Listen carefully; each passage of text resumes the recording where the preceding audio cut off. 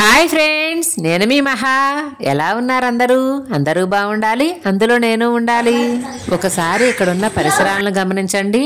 చుట్టూ దట్టంగా పట్టిన పొగమంచు, పచ్చని చెట్లు, అందమైన ఆహ్లాదకరమైన వాతావరణం, పక్షుల కిలకిలా రావాలు, చిన్నపిల్లల చక్కని మాటలు అన్నీ కలగలిపి అందమైన పచ్చని పల్లెటూరు మా పుట్టిల్లు ఫ్రెండ్స్. ఇది చూసారా? ఇంటి ముందు అందమైన ముగ్గులతో, రకరకాల రంగవల్లులతో ఎంత అందంగా ఆకర్షణీయంగా ఉందో కదా. పల్లెటూరు అంటే అంతేనండి. ముగ్గులు వేసేటప్పుడు కూడా నువ్వా నేనా, నీ ముగ్గు బాగుందా నా ముగ్గు బాగుందా అని పోటీలు పడి మరీ వేస్తారండి. నేను ఈ ముగ్గులన్నీ వీడియో షూట్ చేస్తుంటే మా మమ్మీ పిలిచి ఏం టిఫిన్ చేస్తారని అడిగింది. ఇంతలోకే నా పుత్రరత్నం నాకంటే ముందుగానే మమ్మీ పూరి, మా అమ్మ పూరి అంటూ మొదలుపెట్టాడు. మా మమ్మీ పూరి ఎంత బాగా వేస్తుందో తెలుసా, ఈ వేసిన ప్రతి పూరి బాగా పొంగుతుంది అంటూ నాకు ముందుగానే కాంప్లిమెంట్ ఇచ్చేశాడండి. మనవడి మాటలకు మురిసిపోతూ మా మమ్మీ టిఫిన్ పని నాకే అప్పచెప్పేసిందండి. సాధారణంగా అయితే అసలు అమ్మగారింటికి వెళ్తే మనం పనులే చెయ్యం. కాదు, వాళ్లే చేయనివ్వరు. అక్కడ చేసి ఇక్కడ కూడా ఏం చేస్తావులే, వద్దులే అంటారు. కానీ మా పిల్లలున్నారే, మమ్మీ మా అమ్మ ఒక్కటే చేసుకుంటుంది, నువ్వు కూడా చేయొచ్చు కదా అంటూ ముందు మావాడే నన్ను ఊరుకొనివ్వడండి. ఇక టిఫిన్ చేసేసి మా ఇంట్లో ఉన్న పూల చెట్లన్నీ చూడటానికి వచ్చేసాము ఫ్రెండ్స్, నేను మా పిల్లలు. నాకు గార్డెనింగ్ అంటే చాలా ఇష్టం అండి. నా పెళ్ళికి ముందు కూడా నేను గులాబీ చెట్లు బాగా పెంచేదాన్ని. పువ్వులు ఎప్పుడు మా ఇంట్లో పెద్ద పెద్ద సైజులో పూస్తాయండి. ఏ చెట్టు వేసినా బాగా బ్రతుకుతుంది, అలాగే పూలు కూడా బాగా పూస్తాయి. గులాబీలు, ఒంటిరెక్క మందారాలు, ముద్ద మందారాలు, ఇలా చాలా రకాలు ఉంటాయండి. జామ చెట్టు చూసారా?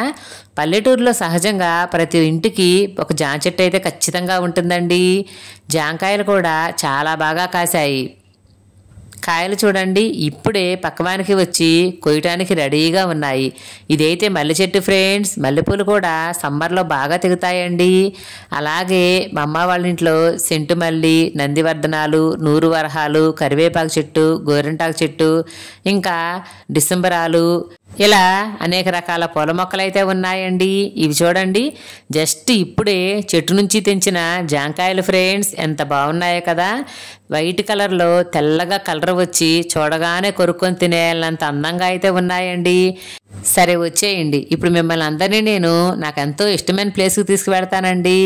ఆ ప్లేస్ ఇదే ఫ్రెండ్స్. ఇప్పుడైతే ఇక్కడ చెట్లని నరికేశారు, కానీ మేము చిన్నపిల్లలప్పుడైతే ఈ రోడ్లోనే అందరూ అరిసెల కోసం పిండ్లు కొట్టేవాళ్ళు, అలాగే అందరి పచ్చళ్ళు ఈ రోడ్లోనే రుబ్బుకునేవాళ్ళండి. ఇక్కడ పక్కన ఒక చిన్న కుంది పెట్టి కుంది రోట్లో పిండి దంచేవాళ్ళు రోకళ్లతో.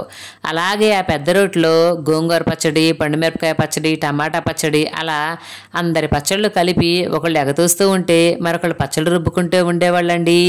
ఇది మా పెద్దమ్మ గారి ఇల్లు. రోలు వెళ్ళదే కాబట్టి ఎవ్వరు అరిసెలుండినా పప్పలుండినా కంపల్సరీ మా పెద్దమ్మ హ్యాండ్ అయితే ఉండేది ఫ్రెండ్స్.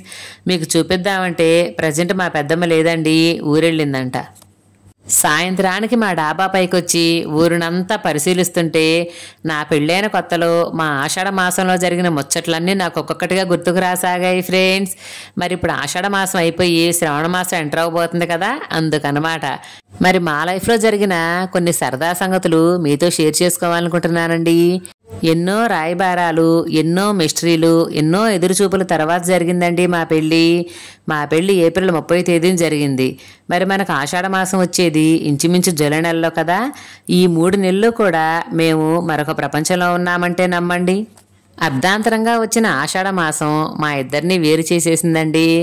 మనుషులమైతే వేరువేరుగా ఉన్నాం, కానీ మనసులైతే ఎప్పుడూ ఒకచోటే ఉండేవి. 24 గంటలు ఫోన్లో టచ్లోనే ఉండేవాళ్ళం. మా పెళ్లికి ముందే మా నాన్నగారు మా ఇంట్లో ల్యాండ్ ఫోన్ తీసుకున్నారండి.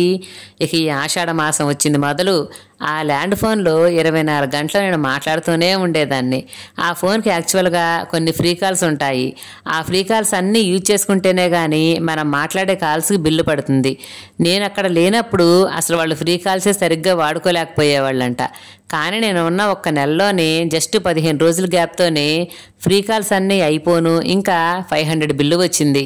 మా నాన్న అయితే 500 రూపాయలు బిల్లా అని గుండెల మీద చేతులు వేసుకొని, సావిత్రి ఈ ఆషాఢం ఎప్పుడైపోతుంది, అయినా అంతసేపు ఏం మాట్లాడుకుంటారు వీళ్ళు అని మమ్మని అడుగుతుంటే నాకు సిగ్గేసిందండి. నిజంగానే ఏం మాటలుంటాయో తెలియదు గాని క్షణాలే నిమిషాలుగా, నిమిషాలే గంటలుగా, గంటలే రోజులుగా మాట్లాడుకున్న సందర్భాలు కూడా ఉన్నాయి ఫ్రెండ్స్. అప్పుడే కాదులేండి, ఇప్పటికీ ఇంతే. మేమిద్దరం ఒక చాట ఉన్నామంటే గంటల గంటలు అలా మాట్లాడుకుంటూనే ఉంటాం. ఆ ఆషాఢ మాసం అప్పుడు మా ఆయన ఫోన్ చేసి సినిమాకి వెళ్దాం వస్తావా, పార్కు వెళ్దాం వస్తావా అని అడిగేవాడు. నేను ఎక్కడికి వెళ్ళకపోవడంతో ఆయనకు నా మీద చాలా కోపం వచ్చేది. ఇప్పుడైతే ఎక్కడికైనా తీసుకువెళ్ళమని అడిగితే అప్పుడు రమ్మంటే వచ్చావా, పెళ్లికి ముందు రమ్మంటే వచ్చావా అని ఇప్పటికీ దెప్పి పొడుస్తూ ఉంటాడండి. అయితే పెళ్లి కాబోతున్న ఆడపిల్లలకి నేను ఒక సలహా చెప్పనా? మీరు సొంత భావమరదళ్ళు అయి ఉండొచ్చు, లేదా లవర్స్ అయి ఉండొచ్చు, ఏదైనా సరే పెళ్లికి ముందు ఎప్పుడూ కూడా మీ ఇద్దరూ కలిసి ఒంటరిగా బయటకు అసలు వెళ్ళొద్దండి. అలా వెళ్ళకపోవటం వల్ల ఆడవారికి మగవాళ్ళ దృష్టిలో చాలా విలువ పెరుగుతుంది పెళ్ళైన తర్వాత. ఆషాఢ మాసంలో మా ఆయన ఎప్పుడూ నేను పర్సనల్గా కలవలేదని ఇప్పటికీ సరదాగా దెప్పుతూ ఉంటాడు. అలాగే ఒకసారి మా అమ్మ వద్దందని చెప్పానని మా అమ్మ మీద అలిగాడు కూడా. కానీ అలా కలవకపోవటమే మంచి ఆడపిల్ల లక్షణమని ఇప్పటికీ పొగుడుతూ ఉంటాడండి.